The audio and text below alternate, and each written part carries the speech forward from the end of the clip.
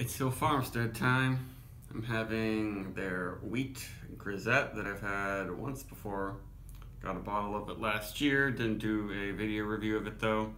It's 4% alcohol, and I remember it being less tart than Florence, their other low alcohol wheat saison. That one was very lactic-y and lemony. But I'd like to enjoy more of this myself this time instead of sharing it with lots of friends. And yeah, like all their other saisons, has American, European hops. This one does have wheat and oats in it, which is unique to this one, I believe. And it was bottled May 18th. So it's been in there in the bottle for less than 3 months. Pretty fresh. I wonder how long exactly they usually bottle condition these. Probably takes about a month. Filled quite clearly to the top. I've had this in the fridge for a few days, so not bubbling up or anything. I think it's going to be a little bit tart, but hopefully not so much, because I don't really feel like I'm in the mood for something too sour. I want a nice, refreshing, green Grisette. And this one looks good. Quite clear. I guess it looks like just about every other one of Farmstead's standard saisons that aren't, like, you know, aged or anything in barrels. Really nice big head, even though it's been chilling in the fridge. Carbonation isn't as crazy as you might think from that head. It's about high, medium high or so. Lots of tiny little bubbles. Looks very nice. It has almost a extremely pale amber glow to it. There's still definitely some lemony lactic qualities in the nose, but it blends in with a lot of nice, just barely ripe pear notes from the saison yeast. And yep, coriander-y, kind of fruity clove note from the phenols. Yeah, it smells very nice. But I wish I could have a saison from Farmstead that isn't a little bit, you know, lactic and sour, or isn't Brettanomyces funky or anything. I love them all. I really love Dorothy, their dry up Brett saison, but I want something that's really going for the specific DuPont style from Farmstead. But maybe they'll do it eventually. But they kind of seem like this is their favorite style, is doing the mixed fermentation.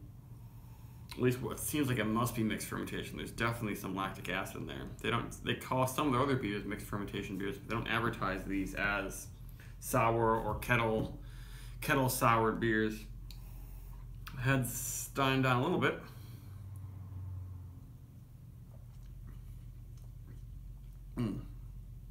Yeah, there's a much deeper earthiness and multi-grain flavor that I don't get in the nose. It's really nice. It makes you think a lot of like multi-grain crackers and freshly milled grains and everything. Yeah, and then tartness does not overtake anything with this beer.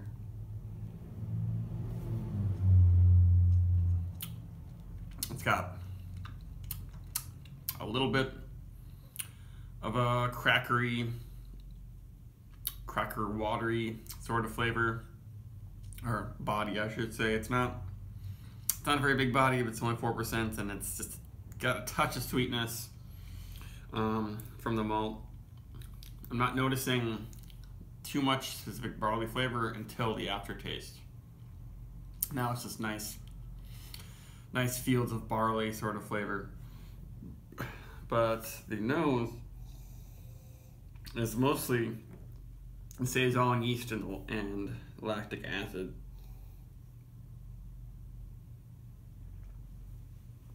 The carbonation fluffs the beer up a little bit, but it's still pretty grainy and prickly.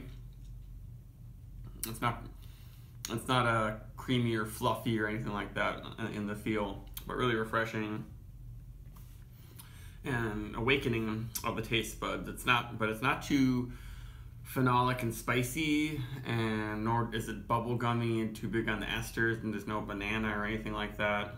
It's the nice even spiced, but very pear-like saison that I like a lot. It seems like the regular saison yeast or Farmstead yeast is a lot like saison DuPont's, but then this has that clear lactic quality to it, and then that multi-grain flavor is really nice because I guess this has barley, wheat, and oats all together.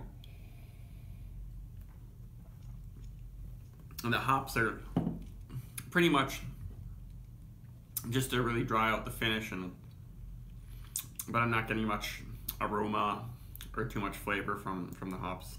I don't know exactly what they're using, but it's probably, you know, Zots and things kind of helping to add some tea-like elements. I guess that grainy, the multi-grain flavor mixed with the hops and the lemon makes it have this black tea with lemon sort of flavor that's really nice.